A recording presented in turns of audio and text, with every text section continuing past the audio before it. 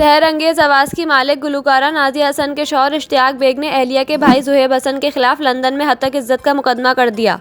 Ishtiyaq bag का कहना है कि मेरी अहलिया नाज़िया हसन के भाई ज़ुहैब हसन ने मुझ पर संगीन और बेबुनियाद इल्ज़ाम लगाए। गुज़िश्ता बरस अहलिया की 22वीं बरसी पर लगाए गए इल्ज़ामात से मेरी साख मजरूह हुई। वाज़ेह रहे कि तकरीबन 1.5 बरस कबल ज़ुहैब हसन ने इश्तियाक बेग पर बहन नाज़िया हसन को जहर देने के इल्ज़ामात आयद किए थे। पुलिस रिकॉर्ड के मुताबिक नाज़िया हसन के जिस्म से जहर के शवाहिद नहीं मिले थे, जबकि ज़ुहैब हसन लगाए गए इल्ज़ामात की तरदीद कर चुके हैं। इनका कहना है कि इनके खिलाफ बरतानिया में केस नहीं बनता, ताहम हर फोरम पर दिफा करूँगा।